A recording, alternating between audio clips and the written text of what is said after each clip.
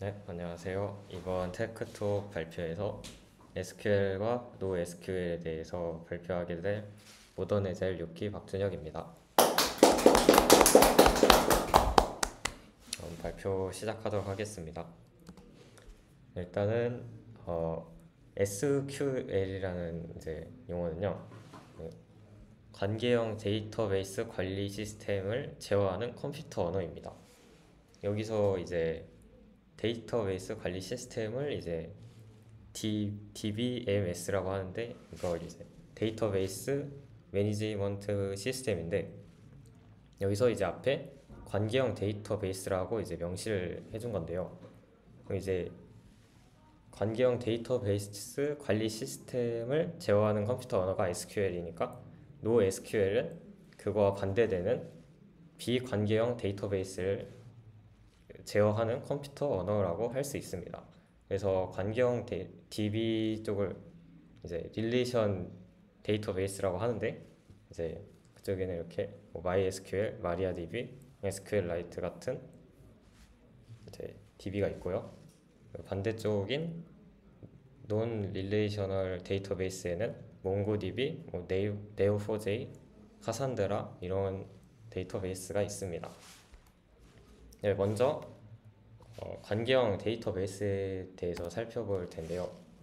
관계형 데이터베이스란 이 키와 밸류의 간단한 관계를 테이블화시킨 데이터베이스입니다.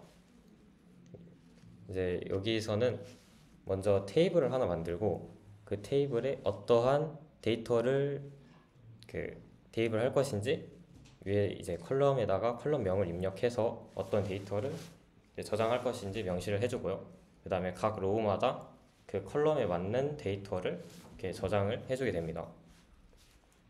그래서 여기 관계형 데이터베이스에서는 SQL 문법을 사용을 하고요. 여기 관계형 데이터베이스의 특징으로는 데이터베이스 정교화라는 것을 하는데요. 이 데이터베이스 정교화는 제가 저번 테크톡 때 발표를 했던 주제인데, 간단하게 얘기를 하자면은 중복을 최소화하는 과정이라고 보시면 되겠습니다. 그래서 이런 테이블이 있는데 여기서 교수명이 이렇게 중복이 되어 있으면은 이거를 굉장히 불편해하기 때문에 이거를 이렇게 따로 빼서 새로운 테이블을 만들어서 중복을 최소화하는 과정을 거치게 됩니다. 그래서 이렇게 중복을 최소화하기 위해서 데이터베이스 정교화를 거치게 되는데, 이 정교화를 하게 되면은 장점이 중복 데이터가 최소화되기 때문에 정확성과 일관성이 향상이 되게 됩니다. 그리고 하나의 데이터를 수정하려고 할 때도 그 정교화하기 전에는 하나하나 이렇게 다 해줘야 됐지만, 정교화를 거치고 나서는 하나만 수정을 해도 이 데이터에 해당하는 값들이 모두 바뀌기 때문에 데이터 수정 및 업데이트가 용이하고요. 대신 단점으로는 이렇게 테이블을 계속 나누게 되다 보니까 데이터베이스의 조회 성능이 저하될 수가 있습니다. 그래서 이 관계형 데이터베이스는 속도보다 정확도가 매우 중요한 서비스에 적합하다고 할 수 있겠습니다.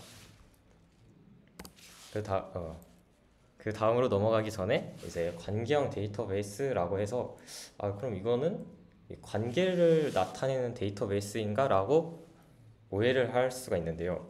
여기서 관계형 데이터베이스가 영어로 릴레이셔널 데이터베이스입니다. 그래서 이 릴레이션은 쉽게 얘기해서 이거는 관계형 데이터베이스 용어에서는 릴레이션이라고 하는데, 이거를 SQL 용어로 바꾸면은 테이블이 됩니다. 그래서 즉 테이블형 데이터베이스이다, 이렇게 이해를 하시면 될 것 같습니다. 그 다음으로는 비관계형 데이터베이스입니다. 비관계형 데이터베이스에는 크게 이렇게 네 가지가 있는데요. 도큐먼트 데이터베이스, 그리고 키밸류 데이터베이스, 컬럼 패밀리 데이터베이스, 그리고 그래프 데이터베이스, 이렇게 네 종류가 있습니다. 하나하나 살펴보도록 하겠습니다. 먼저 도큐먼트 데이터베이스입니다. 도큐먼트 데이터베이스의 가장 대표적인 예시인 좀 유명한 데이터베이스가 이제 몽고DB인데요. 이 몽고DB는 이렇게 컬렉션이라는 이제 약간 폴더 같은 걸 만들고요. 그 안에 이제 각각의 도큐먼트를 이렇게 저장하는 방식으로 되어 있습니다. 그래서 이 도큐먼트 안에는 제이슨 형식으로 이제 데이터를 저장을 하게 됩니다. 여기서 이 도큐먼트 데이터베이스의 특징으로는 이 관계형, 아까 전에 관계형 DB처럼 어떤 데이터를 저장할 건지 이렇게 칼럼에다가 명시를 해줬잖아요. 이제 그런 이제 어떤 데이터를 저장할지 먼저 정하지 않아도 됩니다. 그래서 예를 들어서 여기서 이제 이름과 나이가 있는데 여기서 성별을 추가를 하고 싶다 해도 전혀 문제가 없습니다. 하지만 아까 관계형 DB에서는 이제 추가를 하려면 이제 문제가 발생을 하게 되겠죠. 그래서 이제 이거를 이제 한마디로 표현을 하자면은 관계형 DB보다 스키마가 유연하다라고 할 수 있겠습니다. 그리고 이제 도큐먼트 데이터베이스는 정교화를 하지 않고 사용을 하는 것이 일반적이기 때문에 데이터 입출력 문법이 관계형 DB보다 더 간단하고요. 그리고 이제 정교화를 하지 않기 때문에 속도 측면에서도 이제 좀 더 빠르게 이제 동작을 하게 됩니다. 그래서 이 도큐먼트 데이터베이스는 데이터 구조가 자주 변경된다거나 대용량 데이터를 처리하는 서비스에 적합하다고 할 수 있겠습니다. 그 다음으로는 이제 키 밸류 데이터베이스인데요. 그냥 이름 그대로 데이터를 키 밸류 형태로 저장하는 데이터베이스입니다. 그래서 이제 왼쪽에 이제 키 밸류 형태로 데이터를 적어 놓은 거고요. 지금 보시면은 이 형태가 굉장히 이제 간단하기 때문에 사실 이 안에 많은 정보를 담기에는 무리가 있어서 주로 서브 DB용으로 사용을 하게 되는데요. 이 키 밸류 데이터베이스에서 유명한 이제 레디스 데이터베이스가 있는데 이거에 대해서 이제 잠깐 설명을 해보도록 하겠습니다. 이제 레디스 데이터베이스가 좀 유명한 이유가 이 DB는 이제 데이터를 1차적으로 하드가 아니라 램에다가 저장을 하게 됩니다. 그리고 이제 하드에는 백업용으로 이제 또 따로 데이터를 저장을 하게 됩니다. 여기서 이제 레디스가 좀 많이 쓰이는 이유가 하드보다 이제 램이 속도가 굉장히 빠르기 때문에 이제 많이 쓰이게 되는데요. 그래서 이제 간단하게 구현했을 때를 살펴보면은 이제 메인 DB에서 자주 쓰는 데이터를 그 레디스 DB에다가 미리 저장을 해 놓습니다. 그 다음에 이제 만약에 사용자가 그 자주 쓰는 데이터를 원할 때 메인 DB에서 이제 요청해서 응답을 받는 것이 아니라 레디스 DB에서 요청하고 응답을 받게 됩니다. 그렇게 되면은 이제 기존의 메인 DB와 통신을 하는 것보다 더 빠른 속도로 데이터를 주고받을 수 있게 되는 것이죠. 그래서 이제 예를 들면은 이제 좀 복잡하지 않은 간단한 데이터인데 좀 자주 쓰이는 그런 데이터 같은 거를 이제 키 밸류 데이터베이스에다가 담아서 활용을 하면 좋습니다.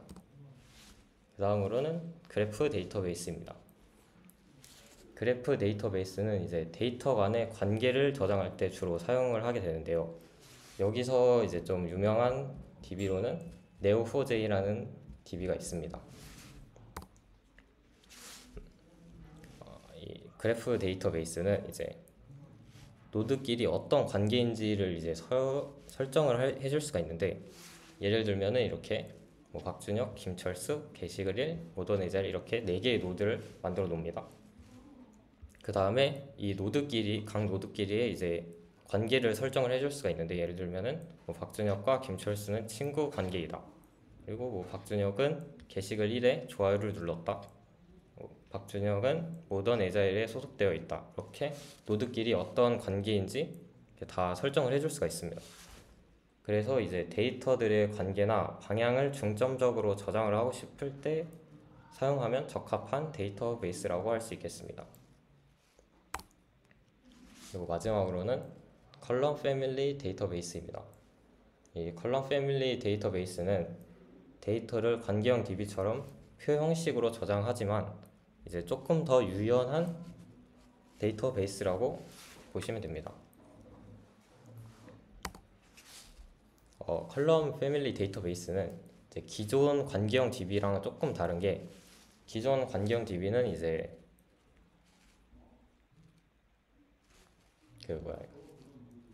행 중심의 이제 구조인데, 이 컬럼 패밀리 데이터베이스는 이름처럼 이제 열 중심으로 데이터를 저장하는 방식이라고 보면 되겠습니다.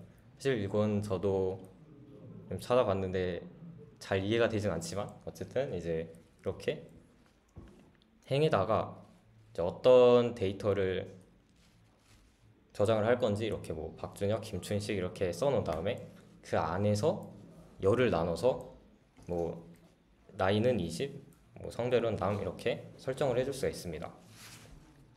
근데 이제 여기서 이제 아까 관계형 DB보다 좀 더 유연하다고 했죠. 그래서 이제 여기서 뭐 새롭게 뭐 이메일 열을 추가해서 이메일에 대한 정보를 저장하고 싶다 해도 상관없이 이제 저장이 가능합니다.